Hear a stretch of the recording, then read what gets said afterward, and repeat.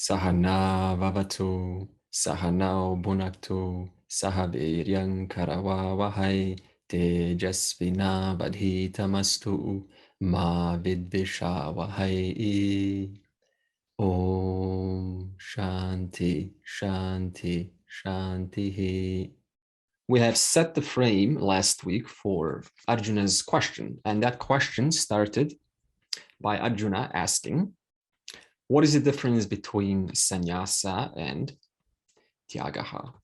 Now, the reason why Arjuna is asking this question, because obviously Arjuna, like the rest of us, hopefully, her only goal is liberation. Arjuna understands that everything is a means to liberation.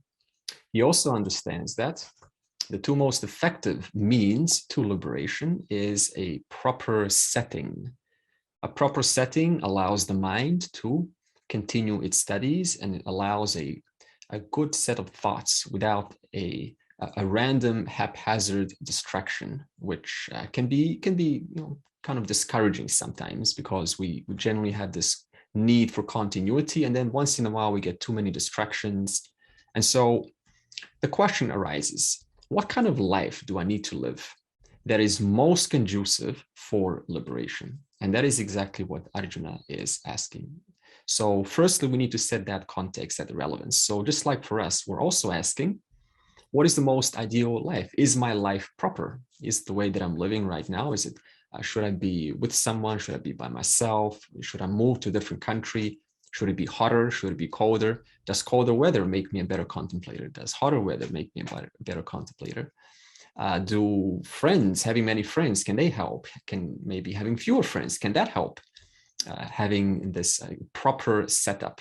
So Arjuna wants to know this question. And the progression was that, firstly, the opinion of the scholars was provided, if you remember. And the scholars provided categories. So the scholars said, some of them said, the proper means to sannyasa, that means giving up what, of course, giving up distractions in life, is to renounce, for example, all of those selfish actions, kamya karma, and of course those nishidha, the damaging karmas, which is fair. But then they also say, they go one step ahead and they say, you also have to take up a monk, the vow of monkhood. And then you go, whoa, that's too much for me. I'm not at that stage. And then we're kind of worried. And then the second group comes in of scholars. They're also educated, equally educated. And all these scholars, they're reasonable people, they're rational people. They have observed the society for the years. They have studied the scriptures, and they have come to certain conclusions. So we say, okay, so if that is the case, then maybe group one, the monk renouncers, they have a point. But then group two says, you don't really need to do that at all. You just need to take up the compulsory actions, and you take up those occasional duties. But you can still continue your grihasta, which is okay. Which means within the grihasta, all we're doing is we're simplifying our life in our householder duties, and we're making that duty conducive for our studies. Of course, we have to communicate that to our partners. We have to say that I'm in my room for hours on end because I am engaged, or I'm immersed in my studies. And then hopefully your partner will be okay with that. So in other words, it's about changing a few things in life in the householder setting so that the goal of liberation is actually possible. Another group said, you can do that if you want, but the most proper way to renunciation is to completely just give up all actions, just the minimum actions whatsoever, just possible sleeping, eating, warmth, and studies. And that is it, because even the smallest thing can be can already take us out of our zone. And if we add those small things day to day, then it adds up. So half a day is gone into just addressing duties around. And so if one's really committed, argues the third group, then by definition, it stands to reason that one can say, well, I've already done this in many other lifetimes. So at least I can commit one lifetime where I'm completely alone and all of my effort goes into just liberation alone. And then we say, well, that also has a good point, because some people just cannot multitask. They really genuinely need exclusive focus. And so all three groups are convincing. And then Krishna takes a different standpoint. Krishna says, there's no difference, number one, between sannyasa and tyaga, which both mean renouncing. Of course, renouncing what? Well, renouncing, as we said, things in life that would otherwise cause us to go off track a little bit. What Krishna does is he says, you can stay exactly where you are. Whether you're a monk right now, or a grahasta, married or single, a corporate CEO, or any kind of position in life, stay exactly where you are. However, within that role, make a few attitudinal changes. What does this mean by make a few attitudinal changes? It means eliminate those things that otherwise would add onto the noise of your mind, which later on, if you do take it home in a proper setting, it would stay with you. So within your environment, minimize those opportunities. For example, suppose you're working outside and then people just want to come up to you and just talk to you and share their stories. And then you just kind of out of politeness, stand there and you listen. And you know that this is going to probably affect you somehow, right? Maybe 5 hours later. So then you deliberately say, okay, I have to go. I'm sorry, but I'm really busy. I have to go. So in other words, you're taking assertive steps to protect your mind. So this is Krishna's approach. And he stated several ways. He said, the renunciation, which includes both tyaga and sannyasa, can be divided into three general approaches. And the first one we said was the tama guna renunciation. I'm just looking at my notes from last week. And he said that some of the things to give up that people give up in a tama guna renunciation is obligatory duties. And those obligatory duties we said includes yajna, danam, tapas, which basically is sattvika actions. What not to do is to give up obligatory actions. So in other words, this tamasic renunciation occurs when the buddhi is poisoned by ignorance. And this ignorance makes it give up things that it should not give up whatsoever, because by doing so, it is ironically going to produce a lot more noise than if it doesn't give it up. And what things is a tamasika person giving up? Those things that otherwise sustain that sanity in a person's mind, that sense of peace. Yajna, worship, danam, charity, giving, whatever it is in form of giving, and also tapas, spiritual practices. He also says they give up without thinking. So they just randomly abandon without any thought whatsoever. And it usually hurts people. It's called turning your back on someone and just walking away. It seems like I'm getting an upper hand, but I'm kind of preserving my power and authority. But it actually is a tamasika giving up. It's totally disregarding the situation. It's not willing to confront it and just kind of an escaping mode. And then he also said a second version is a rajasika renunciation. What kind of renunciation is this? Giving up, he said, anything where you don't want to give it up, but you are forced to give it up. And this isn't so bad in some cases, because sometimes we are, for example, someone sits too long on their computer and they're just involved in their work and they start to notice back problems or something about their vision. And they're forced by that alone to give up a few hours of their work. So in a way, it can be good in a certain context. But in other contexts, it also involves not willing to, it involves giving up for the sake of saying to someone how I was smart enough to give it up. So in other words, they use this as a means of identifying with, hey, did you know that I was able to give up going out and this whole nightclub scene? And so, and the rest of my age group, they're not able to give it up. So in a sense, it's kind of like this identity that a person relies on. And this is another trap that a person can fall into. Krishna also said that they don't want to give up because it gives them pain. So for example, the Rajasika version is the person is so invested in their physical pleasure, in their comfort, their body comfort, they're the comfort seeker, that they're unwilling to follow a sadhana that involves some physical discomfort. Meditation is a classic one. You do need to cross your legs, or you do need to sit down. You don't have to cross your legs. You do need to keep your back erect. One does need to devote some time of their work and those things that are otherwise, quote, more interesting. The person is unwilling to do that because they're more interesting than this. So for that reason, they just aren't willing to give up for that reason alone. This is Rajasika, giving up. So suppose that in the Gita, chapter 17, we spoke last time, the last verse was the Om Tat Sat, the Om Tat Sat. Now, this is a brilliant mantra to meditate upon. You take Om, okay, the protector of the universe, and then you start to think about what does protector of the universe mean in the context of right now.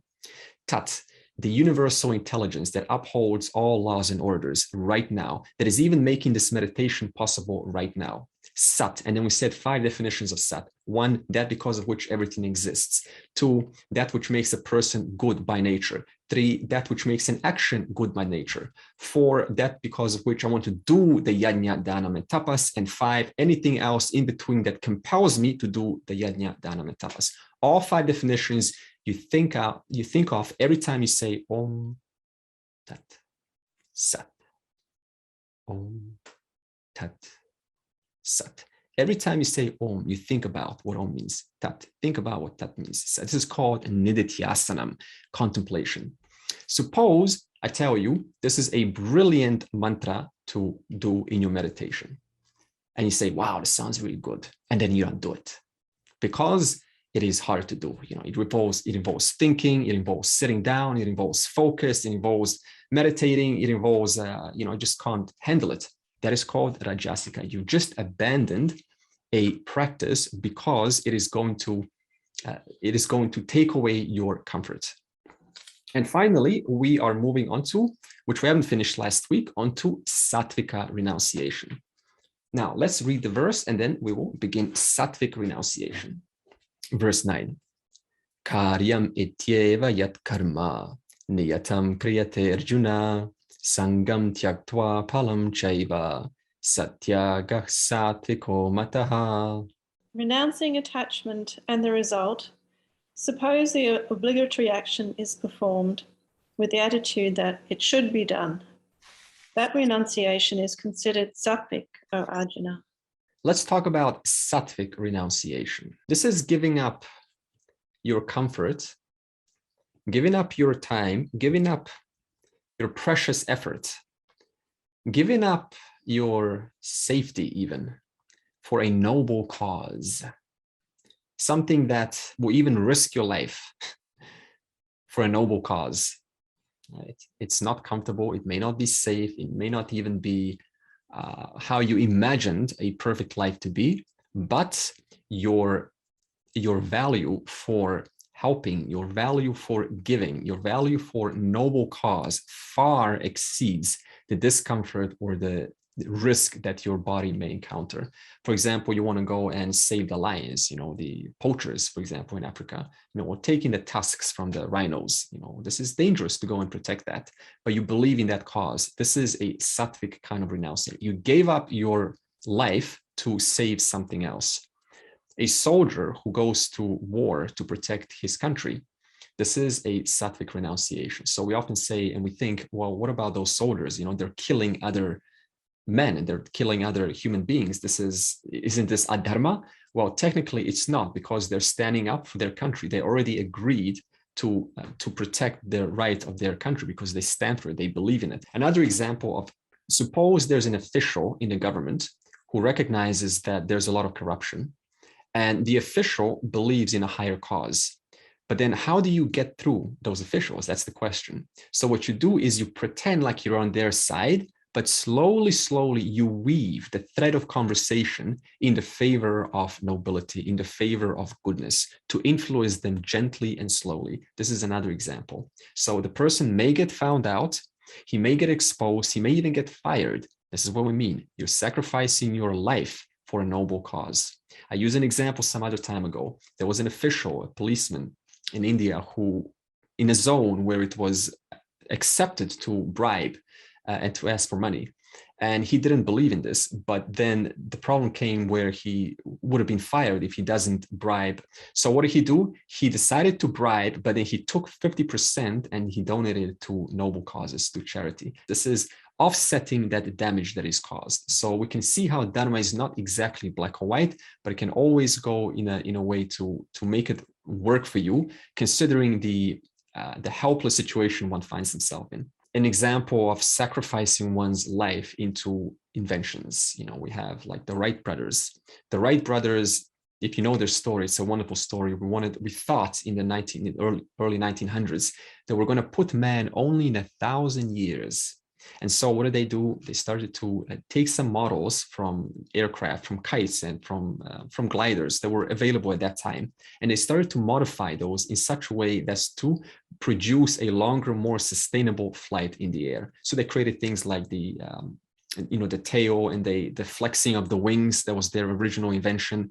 So they spent their life to perfect and put man into a flying machine in the sky. And today we take these things for granted. We just take a little airplane and we go from A to B. But just think about who sacrificed his or her life to add to the inventions of this.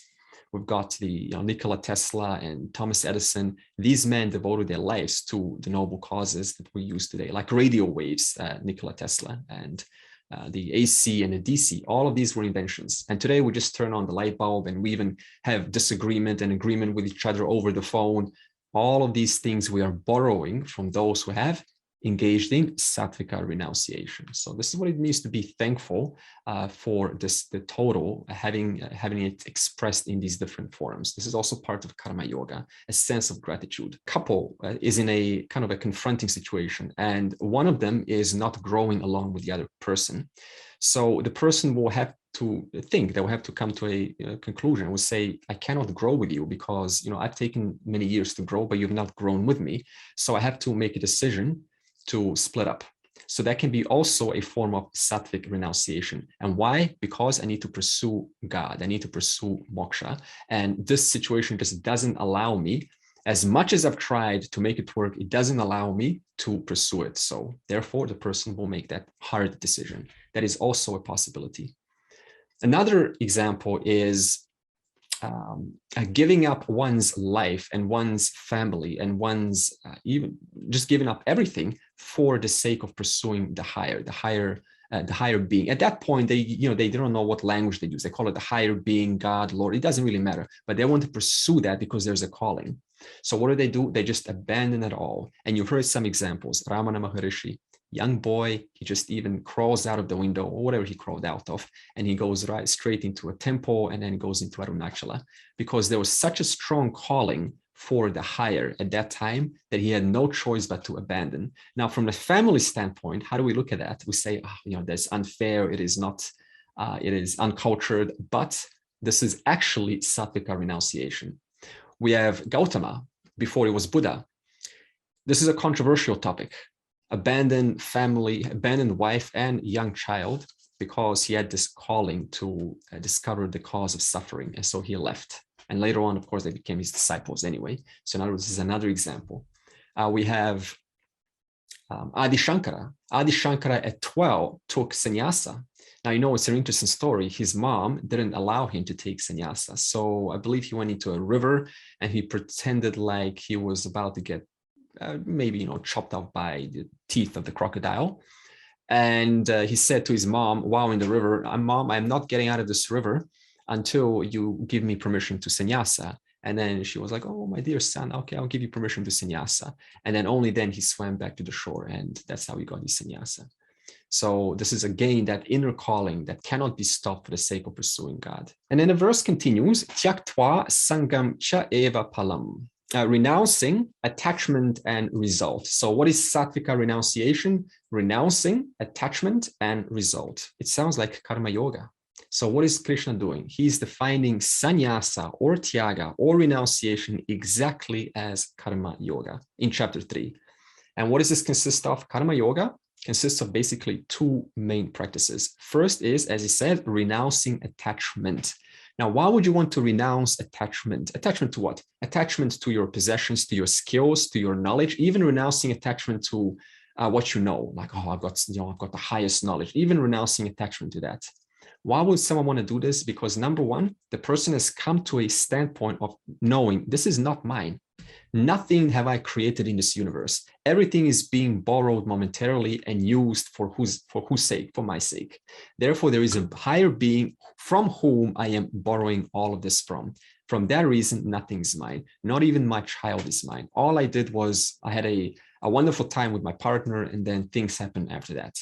Not even this body is mine. All I do is I take a few carrots, a few masalas, and the body does everything afterwards. The digestion takes place by itself. So there's a real understanding what it means to say nothing is truly mine. Now think about what kind of results this produces. It's like a shock absorber, right? Before, everything's mine, this has to happen the way it is, and and there's a sense of possessiveness. Now you can still maintain it in your circle of love, but you allow it to prosper, to flourish according to its own accord, which ironically produces less disputes. Also, what it means is the person is able to renounce that sense of practice. So what happens is we take sometimes yajna, dhanam, and tapas into an end. So it becomes the end of life. The worship is the end of life, and putting your hands and praying is the end of life, and spiritual practice, it all becomes the end of life. The person even recognizes that as a throwaway, a gentle, loving throwaway, not in a kind of a dumpster,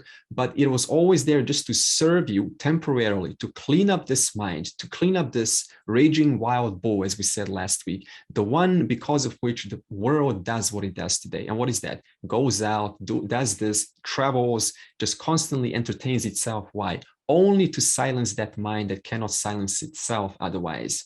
In a state of quietude, in a state of silence, in a state of Sattvika liberation, the person lives in such a lovely, calm, peaceful life that they simply don't have an attraction for any of these things that you see outside, because you're simply happy with the way things are in your mind.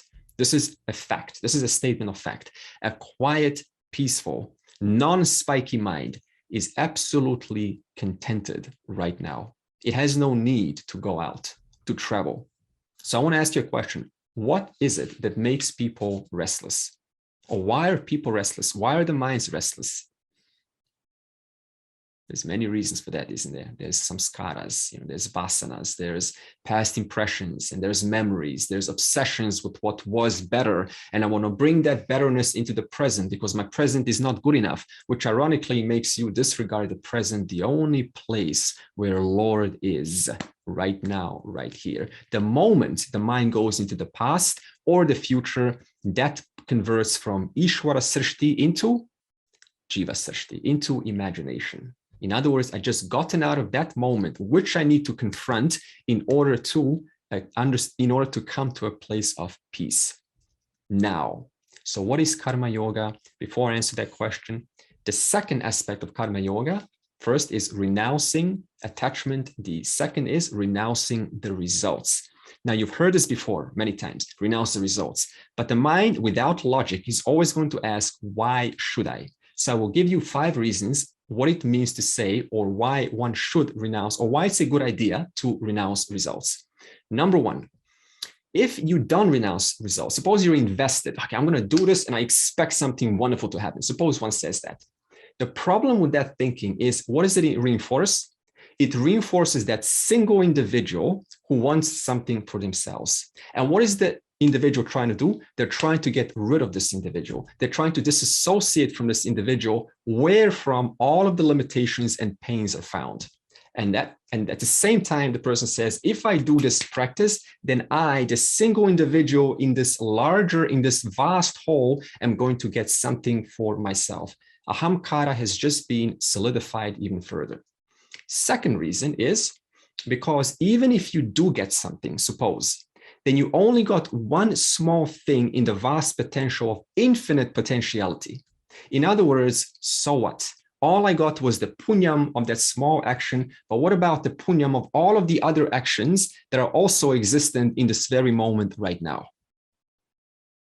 Third reason is, if you start to think from what can I do, what can I get for myself, to you start to see that the results are actually coming from the whole, from the vast network of intelligence, then what does that do to your mind?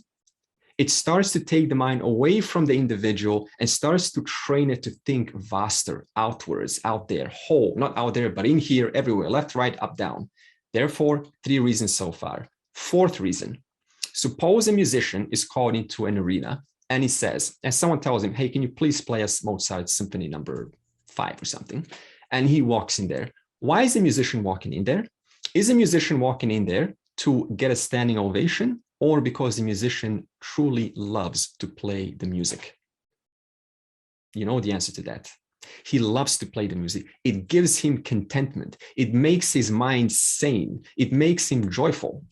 He's not thinking about, oh, I can hardly get there to get a standing ovation. If he thought that, he will not come back second time at all, which ironically, he will not be attracted to play music at all in the first place. Similarly, why do we do yajna, danam, tapas without thinking about the results? We do them not because we want moksha, because again, I'm reinforcing the wanter, reason number one, but because I sincerely enjoy that closing the eyes and just silencing the mind and reconnecting with the present moment where joy is found, where contentment is found. Fifth reason, if you stop thinking about the results, then what's going to happen? Your mind's going to have less anxiety, which ironically makes you think more creatively, which produces better results. In other words, by not thinking about the results, what kind of results will I get out of my work tomorrow? Your mind is free to be engaged right now. That means all your full faculties are with the project. Therefore, better results, strangely enough. And the sixth reason, the one that trumps all the previous 5 reasons, is because from the beginning, you were never the one that had the last say anyway. Who had the last say? Ishvara, the governor of the universe. Whenever we think, oh, okay, I've got something because I did it, it may seem like something that you did, but what actually took place for that to come? Well, your muscles had to work, your brain had to work, your mouth had to work, your eyes had to work, the 5 senses had to work. All of it had to work because of Ishvara. And this is why I said at the beginning, renouncing attachment, because none of these things are yours in the first place. 6 reasons to consider why focusing on the results is actually counterintuitive. It doesn't serve you. But at the same time, it allows your mind to be free and available to the moment, which strangely enough produces better results anyway. In other words, you focus on the activity because you sincerely enjoy the activity. Okay. And then the question is, what compels him or her to stay with the yajna, danam, tapas, with the karma yoga, as I just explained, these 2? Kriyate iti eva karyam, because it should be done. Why? Because it should be done. Can you tell me why? I don't need to give you a reason, because it should be. This is called duty. You are clear enough that it should be done. That, in other words, I surrender myself to be available as an instrument because this should be done. This is called surrender. We often talk about surrender to Ishvara. What is surrender to Ishvara? Kriyate iti eva karyam, because it should be done. This is to be done by me. Therefore, I do it. Full stop. That is called surrender. So what is karma yoga in essence? How do we practice this? What is the one phrase, if you were to put it, to express this? Right now, this is karma yoga. Right now, thank you, Lord, in the form of these faces for letting me serve you. Yes, students, but I see you as the intelligence, the vast intelligence in the form of students. Thank you, Lord, right now for letting me serve you. To focus on the knowledge in that same way. No longer do you say, oh, thank you, cashier. Thank you, wife. Thank you, husband, for cooking my dinner. Thank you, Lord, for letting me serve you so I can make you this dinner. What does this do? It keeps your mind on this vast intelligence constantly, rather than focusing on one object, which has no connection. It does have a connection, but it has such a small connection that it just doesn't allow your mind to focus on the whole. Therefore, karma yoga itself becomes a practice to constantly focus on the Lord by seeing that you are constantly in service of the governor of the universe, which is manifesting himself as the form that I am being confronted before me. The infinite one that has been guiding me gently to itself, capital self, all along. To that one I prostrate, to that one I serve, because he is the only one that will truly cause me to reclaim my infinity that I've been all along. For this, we further need jnana yoga, which is where will go slowly. But karma yoga is, in one statement, thank you, Lord, for allowing me to serve you right now in the form of Dear Derek, hopefully I said your name, in the form of Bao, in the form of Mina, right now in the form of Lorena. It's not a philosophical conversation. It is right now we are speaking what karma yoga is. Can you see the importance of this? It keeps your mind constantly on the Lord. What happens if you don't think like this? Then the mind's going to get defaulted by what? Its own samskaras, which are always other than the Lord. It's always about objects. Objects, what happened in the past? What's going to happen tomorrow? What should I do today? Therefore, Lord is your savior. How do you bring that savior? Thank you, Lord, in a form of for letting me serve you right now. Verse 10 to 11, Krishna speaks of karma yoga glory. So verse 10, Nadveshtya kushalam karma, kushalena nushajjate, tyagi sattva samavishtaha, medhavi chinna samshayaha. Established in sattva, the renouncer becomes wise. Free from all doubts, he does not hate a disagreeable work, nor is he attached to an agreeable one. Nadveshti akushalam na anushajate kushale. So karma yogi, in other words, a Sattvika renouncer, he or she does not hate disagreeable work, nor are they biased towards agreeable work. And this has two meanings. The karma yogi doesn't put a duty into a box of pleasant or unpleasant, but rather looks at the duty as a fee, a payment, a tax for being alive. Put it that way. No such thing as even living is not free. You are reborn. Ishvara has given you another body, another chance once again. But Ishvara says, if Ishvara would say something, he would say, my dear child, I've put you on earth to preserve my planet and take care of my other species. And you say, what exactly should I do? And then Ishvara puts you into different situations in life. That situation is called duty. Situation as in niyata karma, obligatory duties in your environment and sustaining the harmony of your environment. So it is a duty, it is a fee. And Krishna also wants to say here that abandoning actions is not possible at all. We will see this why. You cannot abandon action at all, because he says he does not hate disagreeable work nor agreeable ones. So there's an implication there that it will either be, quote, agreeable or disagreeable, but they don't put it into those categories. They just do it as a duty. It has to be done because it should be done. In other words, they only engage in the right action and with the right attitude. I just explained the right attitude previously. And the right action, as we said last week, niyata karma, obligatory duties, which consists of both nitya and upasana. Nitya means your daily duties, things that are just around you. They demand your time. And upasana is your self-growth. Chinna samshayaha. So in other words, karma yogi is free from all doubts. What kind of doubts is a karma yogi free of? Firstly, that yajna danam tapas is a means to an end. There is no doubt about that. It is not meant to be as a final stepping stone into Swarga or Vaikuntha and so on. As you will probably see in some schools also, they will put karma yoga generally as higher than jnana yoga. I'm not going to mention what name it is, but you probably know what school it is. They know exactly what karma yoga is for. It is antahkarana shuddhi, purification of the mind, silencing the mind, focusing your mind on those things that will create that stable peace and a stable sanity in life. It matures the mind, and it also reduces that, shakes up that strong sense of doership and enjoyership. Because every time the person does it for themselves, what are they reinforcing? Doer is here. And why is the doer here? For the sake of enjoying the results, because we only do things to enjoy the results in the future. There's no other reason. So therefore, this gets shaken up by focusing on a larger picture.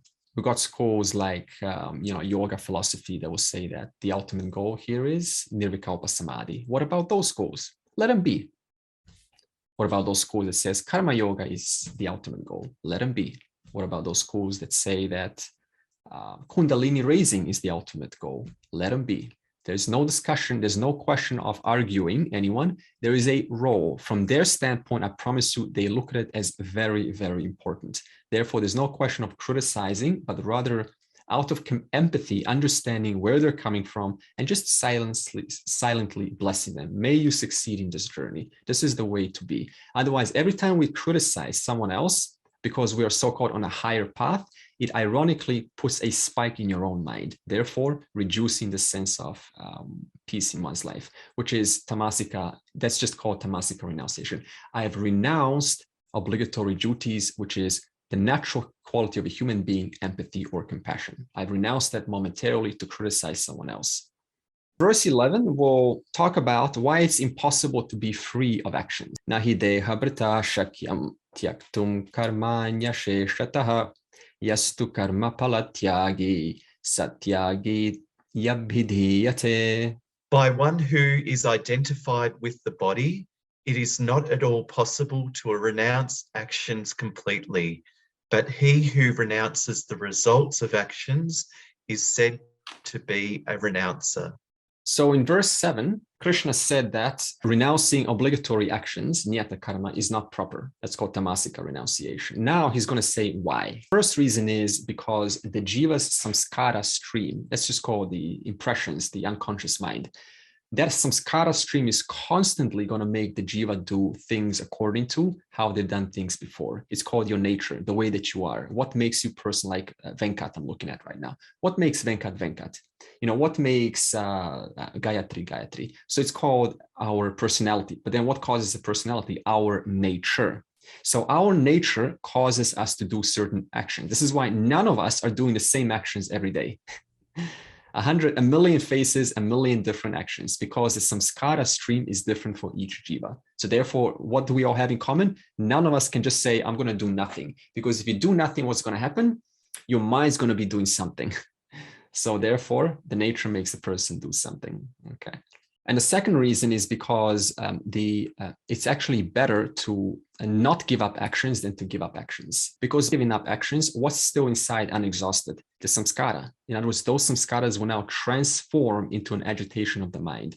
But by exercising actions, then what happens? We get to exhaust those samskaras and we get to kind of think about what we're doing. So we get to contemplate and expand our intellect and to think about what we're actually doing here. Is this healthy for us? Is this healthy for the society? And this is what makes the person wise, by doing action consistently and thinking amidst those actions that are being done, rather than sitting down at home and just philosophizing about Vedanta, philosophizing how, you know, the Shad-darshana schools are arguing each other, who's right, who's wrong, being a so-called spiritual policeman, kind of seeing, you know, who's got it right, who's got it less wrong, you know, more right. You know, this is called a seeker mode. So let this go, but rather just engage in your duty around you, but be a karma yogi while you engage in this. This is a good way to go to become smart. What's left is to do only Sattvika actions, as is called Sattvika renunciations. In other words, change your nature into Sattvika actions. Abandon those actions that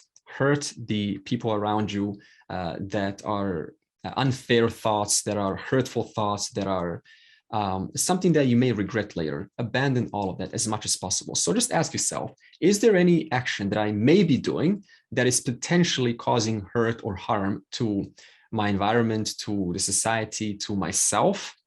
If there is, then start with one action and just take it out. You just put it into a little box there and say, action, you've served me very well. I no longer need you. You know, I want to simplify my life into a Sattvika action. The second thing that we can do is we can perform yajna, danam, and tapas. So this is very similar. Change your nature, you change your actions into Sattvika actions, which involve yajna, danam, tapas. So you say, okay, so abandon actions, but abandon what? What do I do now? Worship, spiritual practice, and charity. That is what is left. And how is it all done? I just said previously, it is done as your duty for being alive. If Ishvara sees you doing nothing, just philosophizing, Ishvara is not happy. Takes a big stick, and therefore we say, oh, where's my Ishvara Prasada? Why no? Why no Ishvara Prasada? Because I'm doing nothing. You know, I'm just kind of like wasting my time and feeling good about it, saying, oh, you know, I'm free of all of these actions. So abandon all of this. Okay. And lastly, you can look at all of your actions as a learning opportunity. So this is a good attitude to have. You know, every result that comes to me is a learning opportunity to change my approach and become a better human being, a better contributor to the society. But also understand that everything that comes to you is perfected or coming from this vast network of intelligence, which we call Ishvara, the intelligence that connects all things together. Therefore, we're starting to have a better shock absorber towards our daily circumstances. Okay, so no longer is it just coming from a random event, you know, left, right, up, down. It's coming from this total intelligence that knows exactly what is the best action to come and the most deserving action to come. You may not understand it. I may not understand it, but believe it or not, it is the case. It is absolutely the case. It is what is deserving right now. It is just not your time. As I said last week, those two boys going to the temple, you know, and they couldn't understand why the, you know, boy fell and they got out of the temple and the other one got a coin. And then the wise man said, well, you know, you could have gotten more and you could have gotten, you know, could have been more hurt. So we don't know, but it is always there. That order is always working behind that intelligence. There are some verses in the Gita that confirm what this verse is saying. And one of the verses is 247. And Krishna here says, your choice is in action only, never in the results. Your choice is in action only, never in the results. Therefore, renounce the need to have certain results come to you. Don't think you're the author of your results. 330, this is my favorite verse in the entire Gita because it is so practical. Whenever I don't know what to do, how to act, I just go to chapter 3, verse 30. It says, renounce all your actions unto me.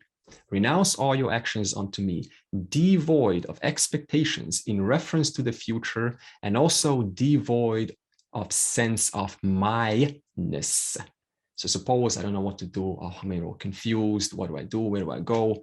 Renounce all your actions unto me, the total, be devoid of future results, of expectations in reference to the future, but also drop this sense of my-ness. I need to get something for myself because this reinforces that identity. And 922, those who are one with me, now you have to fill in the brackets, those who are one with me through the means of yajna, dhanam, tapas, close brackets, comma, I take care of what they want to acquire and also what they want to maintain. So think about it. This is a lovely verse. Just focus, those who are one with me through spiritual practice, through worship, through charity, I, the Lord, the intelligence, take care of them, what they want to acquire and what they want to maintain. So this is something that we can take reassurance in. And I found this person to be very much the case in practical sense. Just focus on the truth and magically things just work out around you. Things come at the right time and things that you don't want, they just leave. They just leave you. And you discover that, wow, this is working, apparently. Cannot explain, but it's working really well. So I hope that you have found things like this working for you so far. Maybe you can shake your head to tell me. Yeah, just focus on the knowledge and everything else around you gets taken care of. So this is a reassuring verse. Therefore, deha brita nahi shakyam tyaktum karmani. So being identified with the body, who is this one that's been identified with the body? The ajnani, we're talking about karma yogi. He's still assuming one's like a jnani who is yet to understand a larger vision. So being identified with their body, owing to avidya, you have to fill in the brackets, owing to ignorance, that is yet to be removed through jnana yoga. It is not possible to renounce karmani. It's not possible to renounce actions. Instead of renouncing actions, what do? Saha karma palatyagi abhidhiyate iti tyagi. He who renounces the results of actions is a true sannyasi. So again, it is not possible to renounce actions. I've just explained why, but rather the one who renounces the results of actions is a true sannyasi. And why would one renounce the results of actions? I gave you 5 reasons before. Now the question is, what kind of results is one to receive? Because it says the one who renounces results. So we have to now know a little bit about what kind of results can I receive so that I can have a proper attitude towards them. So this is answered in the next verse.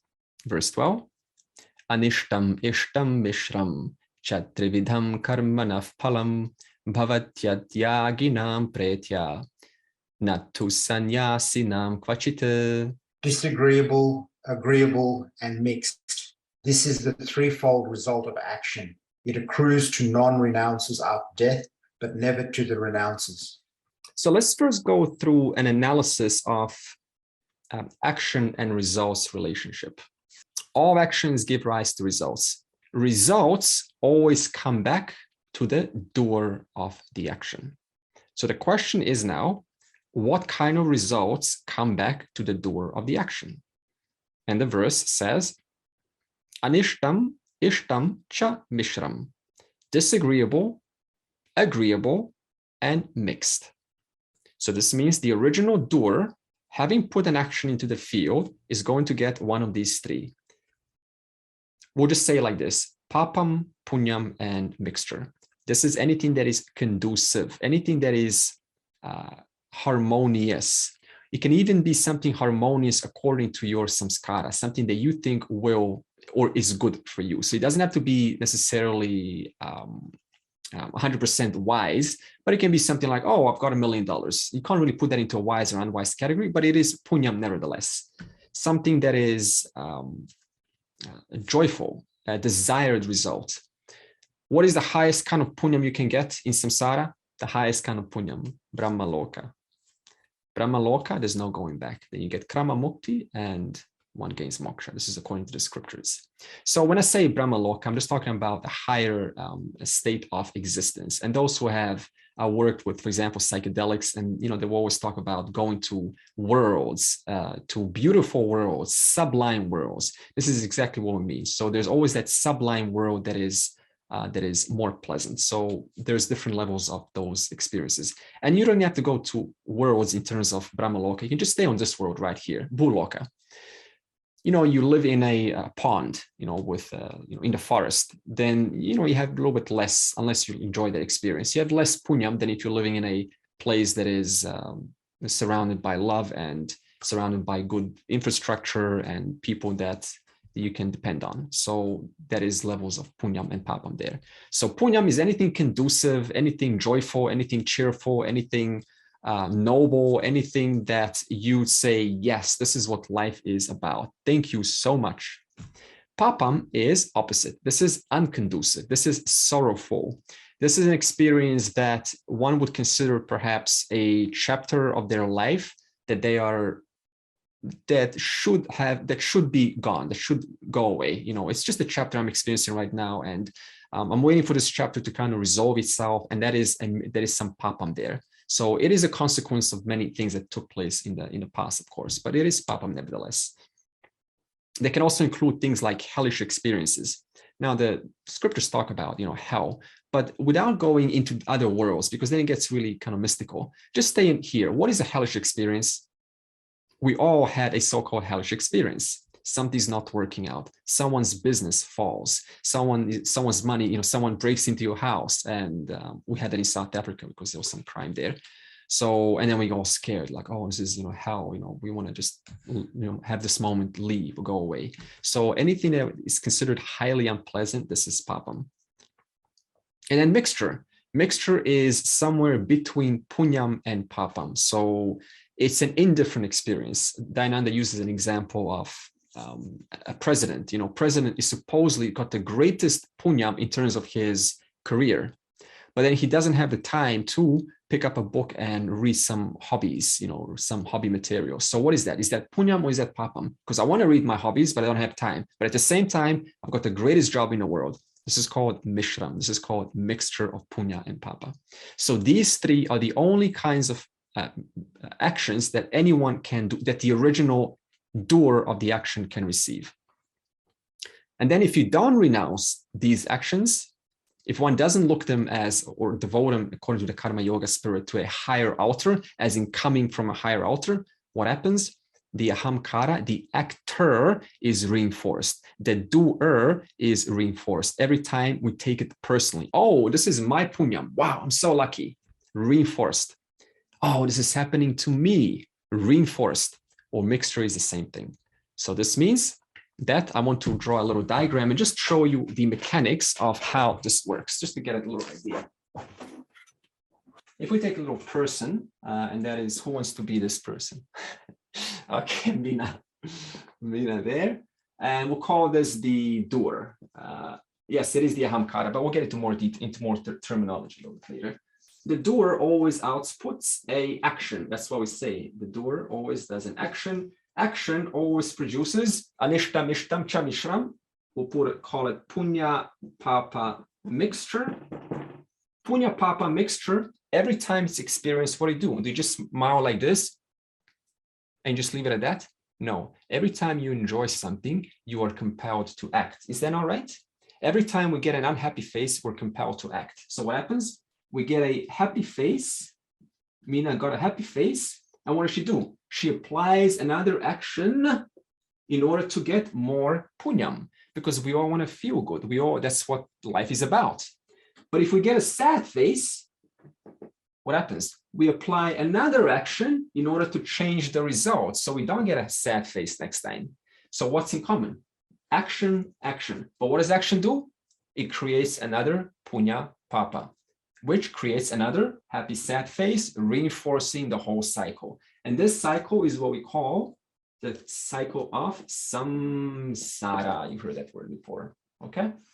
Now you say, okay, I'm going to get clever. What if I just stop doing action? Well, you can't stop doing action, because every time you stop doing, how are you going to stop action?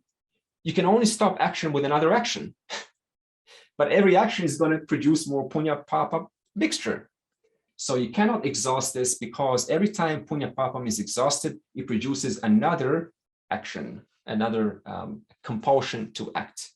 So this is a general model that verse 12 is showing us. And then the verse continues, accordingly, bhavati atyaginam pretya. So these three, they accrue to non-renouncers. That means they accumulate to the non-renouncers. Why? I just explained behind that. Maybe like this. Okay, so these three accrue to the non-renouncers, the one who are always invested in sustaining the punyam, avoiding the papam. Well, the verse says, because they are deha brta, identified with the body through which pleasure comes and through which pain is experienced. Thus, they modify those actions to get rid of them. Furthermore, what happens to the doer after death?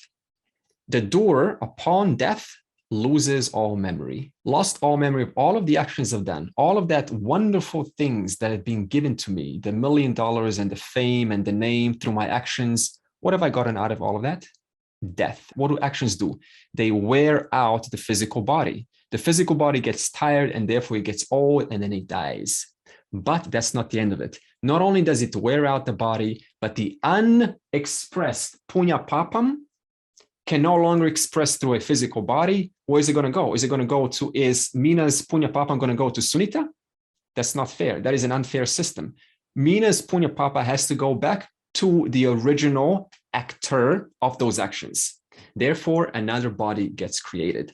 And that body, when it's created, it starts to experience the punya papam, the unreceived punya papam from last life, onto itself in the new life. And this is what we call receiving a certain body, a gender, in a certain environment with a certain parent that is exactly identical or in ratio to the punya papam that has not been expressed in the last life. Therefore, we get born exactly according to where we deserve, according to the actions that we have done in the previous life. Just like a seed germinates into a sprout. A sprout grows into a plant. Suppose the plant is destroyed. What happens?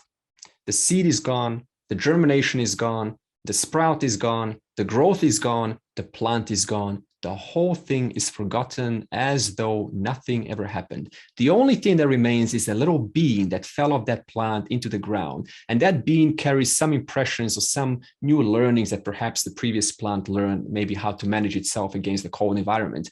That new managing system has now been indoctrinated into the new seed. And therefore, the only thing that a new seed gets is that new samskara of how to manage itself in a cold environment, but no memory of anything that happened previously, only to repeat the whole process again. In that same way, jiva's actions are like a seed. Every action that we put out into the field is like a seed, and those seeds sustain the jiva's body. They give birth to the jiva's body, they sustain the jiva's body, and they ultimately kill the jiva's body. because it wears out the jiva's body. So what is the jiva getting for all of its actions? For trying to be out there and be someone, become someone? It's gotten a new birth, it's gotten to be sustained one more life, and it's got to be killed through its own actions. That is all a jiva gets who is still in the process of samsara. So Krishna wants to point this out, the problem of samsara acting, thinking it is all there is to get in this world.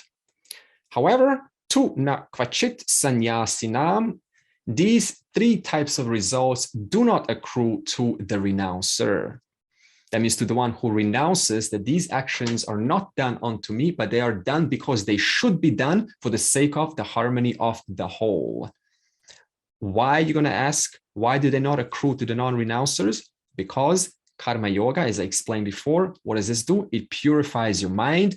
Purity of the mind brings you the guru, brings you the knowledge called jnana yoga. Once assimilated through nididhyasanam, disassociates the self, which we will talk about, from the doer called whatever that name is, and therefore the self being a non-actor who never was an actor, who has no punya papam, all of those punya papams fall at an instant.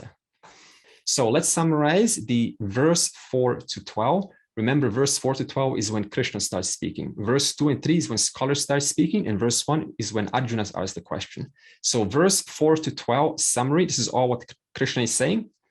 Sannyasa equals tyaga, equals renunciation, equals karma yoga. Karma yoga equals dedicating all your actions to a higher altar. Doing this reduces this need for an individual. Doing this purifies your mind because you're no longer thinking about the single individual who gets this punyam papam here and there. This makes you attracted to self-knowledge. Self-knowledge brings you the guru, brings you the self-knowledge. Self-knowledge, you have enough time to contemplate. Contemplating solves or removes the beginningless ignorance, and therefore the problem is resolved. In other words, the dissociation from the body-mind instrument, which carries all of the punya papam, that is disassociated from the spotless Atman. Now let's talk about Atman, which will be in verse 13 to 17. So verse 13 to 17 is specifically Jnana Yoga section. We're coming out of Karma Yoga into Jnana Yoga. Okay, so timeline. Verse 13 and 14 will be, I will combine both 13 and 14 because they will talk about the mechanics of action, a very important verse. So where Krishna is going with this, he wants to first educate us what is anatma, who you are not, what you are not. Because we cannot just say, here's who you are. The question will be, well, who am I not? And how do I discern? What if I mix in those things that I'm not into who I am? Therefore, we first have to know who I am not and what I am not in order to answer later on who I actually and what I actually am. Panchaitani mahabaho karanani nibodhame sankhye kritante proktani siddhaye sarva karmanam adhishtanam tatha karta karanam cha pritag vidham vividhascha pritag cheshtaha Daivam Chaivatra Panchamam. Verse 13. O Arjuna, know from me the following 5 factors required for the accomplishment of all actions. They are mentioned in the Vedanta, which is the culmination of actions. They are the body, the varied functions, various instruments, the doer, and the presiding divinity, which is the 5th among these. So pancha karanani siddhaye proktani. So Krishna says 5 factors are involved for the accomplishment of all actions. So the logic here is we have a person there. Now the question is, what is that person made up of? We have to first know that because we've been carrying this body with us, but we first have to understand that what is it that causes one to act in the first place. That way we can negate him or negate it or negate her. Metaphor, a car is made up of parts, made up of the tires, made up of engine, made up of the driver, the steering wheel. That whole mechanism makes up one functional unit, which of course acts either responsibly or irresponsibly on the road, as you've seen yourself. So it all depends on the buddhi, the conscious buddhi, which is driving that instrument. So let's analyze the instrument now. Verse says, adhisthana. In other words, 5 factors have to come together for a karta to occur. First is adhisthana. This is a gross body made out of flesh, of matter, of the ones that we take to the doctor and we say, help me. It's the gross body that's constituted of your various limbs, heart, spleen, lungs, muscle fascia, tissue, cells, and so on. So this we are very familiar with. Heavy, it has mass. Anything that has mass is adhisthana in reference to the individual. And this individual, this mass instrument is the one that does actions. So therefore, because of this body being alive, what happens? Punya papam is generated. You cannot generate punya papam with thoughts. You can if you want to, prepare your mind to do it in the real life. So you can kind of pump yourself up. I'm going to do this, I'm going to do this, I'm going to do this. But it still has to be expressed through your physical body. So because the physical body is there, the punya papam, the 3 types of factors get produced. And why are they produced? Because the jiva has unfulfilled desires. And then we've got 2. This is karta. This is the sense of individuality, otherwise called the ahamkara. So suppose you put your hand, you find a little nest of ants, and you put your little finger and you try to block the path of one ant. Which ant is going to run away? Is the ant that's over there going to run away, or is this ant going to run away? This ant in front of your thumb is going to run away, or in front of your index finger. Why? Because even the ahamkara is present in the ant. The ant has a sense of individuality. The ant doesn't go, oh, it's okay, my friends are going to get squished. I'm not going to get squished. Even ant understands I am in danger. This mechanism called ant is in danger, run. Therefore, what is karta? What is the ahamkara? It is the individuating mechanism that isolates one component just to itself. For example, if I'm hungry, do I call up Felix and go, hey, Felix, please eat? Felix says, why? And I say, because I'm hungry. Felix says, I'm cuckoo. And he's right. In other words, if this body is hungry, this body eats. It doesn't mistake that body is hungry. LSD is popular for removing, called the ego death.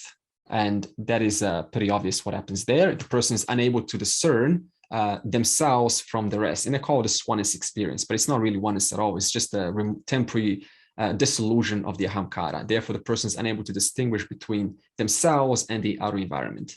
So the ahamkara is that one that individuates all of the pain and all of the pleasure to that original actor, the one that has put that action into the field. And then number 3 is karana. Karana is the 5 organs of perception. So we've got the organ of sight, sound, smell, taste, and tactile feedback. All of these 5 organs produce an experience of the world. If you close your eyes, where's the world of sight? Imagine that, closing your eyes right now. You don't have to close it, but just imagine. Where's the world of color and form? Doesn't exist. Close the ears, take away the organ, the perception of hearing. Where's the world of sound? Gone in one instant. Take away the perception of smelling. Where's the world of smell? Take the world of taste. Where's the world of taste? Gone. So why does the world exist? Because of the 5 senses. If you didn't have the 5 senses, then who is to say anything about the world? Only because the 5 senses are there do we experience the world, and thus we talk about the world which we experience. A blind man cannot talk about the problems of things that we see with our own eyes. Suppose I see someone's getting bashed, unfortunately, by some others. A blind man standing beside me cannot see that. Therefore, they do not experience those problems because they do not register that experience. So in other words, the world is there because our 5 senses are working. Then we've got 5 organs of action. What are they? They're the organ of hands. You cannot express your desire unless you have hands. I need to shake your hand and introduce myself, and then I can express my desires with you in the form of having a nice conversation or something. Feet, we need to be taken from A to B. Sex organ, this is for reproduction. This is more of a pertinent to the anamaya kosha, to the gross body. Then there is the anus. Without the anus, what is there to say? Because the person will be dead. They need to excrete the food. And speech. Through speech, we generate action. We generate experience with people. Without these, can you imagine doing anything? Can you imagine expressing your desires without speech, without hands, without feet? No way. I cannot even go over. I can't even do anything. Okay. And then we have the mind intellect. The mind intellect is that component which assimilates all of these 5 sensory experiences. For example, you're hearing this right now, and you're seeing sights around you, and you're feeling the wind, like Gokno is feeling the wind, maybe. So all of these experiences are right now felt inside the brain. They're put together inside the mind as in one homogeneous total experience. And that mind further is capable of analyzing it, discerning what needs to be done, what doesn't need to be done, and what is the best course of action to be done according to the samskaras of the individual. In other words, according to the impressions that the individual has been thinking before. All of this happens in the mind, the analytical component, the one that assesses, analyzes, the one that feels, the feeler of emotion, the thinker of thoughts. And then we have number 4, cheshta. Cheshta just means 5 physiological functions of the body. That means the ability to excrete the circulation, so vyana, pana, udana, and so on. So this is the prana of the body that energizes the body. For example, how do I understand prana? Because often we say, how do I understand this? Your brain right now, how is it communicating? Is it communicating between cells through blood flow, through hormones, or through electrical impulses? Through electrical impulses. Is that the Annamaya Kosha? No, that is prana. That is what's called energy. So in other words, we need that energy in the body in the form of heat, in the form of electricity to keep this body alive. And finally, we have number 5, we have daiva. Daiva has 3 meanings. The first is those unseen factors like your samskaras. So for example, right now, you don't know what you're going to do until someone breaks into your house. Hopefully that doesn't happen, right? I lived in South Africa for some time, and we always had to be kind of careful that someone's going to break into a house. And my dad once heard like noise outside the house, and he went straight for the gun. Some people would freak out. They were like, oh, hide. He went straight for the gun. And also there was a break-in. Me and my brother came home, and then a fella jumped over into the garage, straight into the garage to steal a bike. Andre, at that time, was 9, hid in the corner. That was my samskara. My brother is only 2 years older, went straight for the gun and shot 5 bullets at the man as he was jumping over a 2-meter gate with spikes.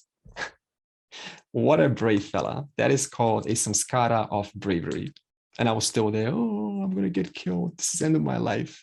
So this is the actions of daiva. That means those unseen factors, such as your samskaras, such as your unconscious impressions. Second meaning is those external factors like the sunlight. See, I cannot see a person unless there's light. I cannot hear you unless there is space that's causing, that transference of sound. So we need the 5 elements. We need those external factors to help us to communicate, to have an experience. And the third meaning is hiranyagarbha. This just means the total intelligence that connects all of these 4 factors together. So, the intelligence of speaking, of language, of dharma, all of this vast order of intelligence is the third meaning of daiva.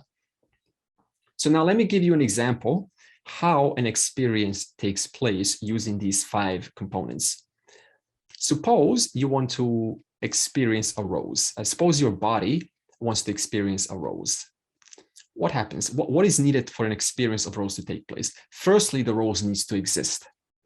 That's hiranyagarbha, daiva. In other words, the total intelligence, out of it comes a rose. We take this for granted because only 2-point-something billion years ago, there was no complex life forms such as rose. It was very simple grass, simple bushes. Only later, what happened? Complex life forms started to evolve. And so did the human beings like this. Just as we didn't have a rose 2 billion years ago, we didn't have a human being that is this involved 2 billion years ago. Just as rose grew out of the potential, what we experience now, so did the total template of the human being, which is what you're experiencing right now, was also in potential, but it just took physical time to come fully, to fructify into an evolved thinking being, a manusya. So firstly, a rose needs to exist, and it does exist. That's why we say a rose. That means it already existed in potential, but now it's manifest. I need eyes, adhisthana, a gross body, to see that rose.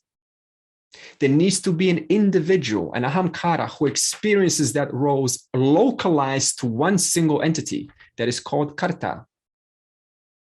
That karta needs to have a desire for a lily and not a violet rose or a red rose. That's called daiva. In order to turn their body and look at the rose, to become a bhakta. The light that enters the eyes, the light photons go through the optic nerve. They have to get transferred from gross matter into subtle matter to be understood and assimilated by the mind. Karana. Internal representation in the mind of something that is outside. And then the brain has to be energized. And so do the eyes need to be energized by cheshta, the prana, in order to work. The electrical impulses need to communicate together. The cells need to work together in order to create a holistic experience of a rose. Now, let me give you a chart how a jiva proceeds. What happens? We're talking about that karta. What happens? How does the external world become an experience in your mind? Now, yes, I know many philosophies that says there's no inner, there's no outer, it's all happening in the. Put this aside now, please. It is highly impractical to think like this. Just take it step at a time and understand the world that I see outside gets represented in the mind. So let's see how this happens by showing a chart. The head can be the body, the total body unit, the instrument. And let's start with, for example, the bicycle on the left side. So there is a bicycle of an object, but in order to see that bicycle, let's start with daiva. So we need some sunlight. We need a concept of a bicycle, like two wheels and being able to operate the bicycle. And then the light travels into the adhisthana, the eye, the physical eye, and that bicycle gets represented by the help of prana and by the help of the karana, the mind intellect, the one that assimilates the knowledge inside the mind. Now, the question is, how will you think about this bicycle? What will determine how you think about this bicycle? Some people experience that joy. Some people kind of scared of a bicycle. What would determine that? That is called daiva once again. In other words, your samskaras will determine how you actually think about this bicycle, and that decision will determine what you do with the bicycle. And therefore, for that, we need the hands. We need the karana, the 5 organs of action. So therefore, we take our hands and we take our feet and we just jump on that bicycle, and depends on how fast you go. That too depends on the relationship you have with that bicycle. And the entire experience that is taking place is done by the localizing mechanism called the karta, the ahamkara. This is why when 2 friends are going on a bicycle, they're next to each other, one friend is having one experience, but the other right next to them is having another experience. And it's totally different experience despite being in exactly the same environment. So this picture that you're seeing, this entire diagram, where is this happening? Inside that mind. How you interpret this diagram is because of what we call the karana sharira, the causal body. Okay, so next verse, verse 15, will assign these 5 factors into a reality that you are not, but mistake yourself to be owing to avidya, owing to ignorance. And this is where Krishna wants to take us further. Okay, so what have we done so far? We have concluded 3 types of renunciation: Tama, Raja, Sattvika renunciation. We have talked about glory of karma yoga, 5 factors that make up the Doer. Sarve bhavantu sukhinaha, sarve santu niramayaha, sarve bhadrani pashyantu, ma kaschid dukha bhag bhavet. Om Shanti, Shanti, Shanti.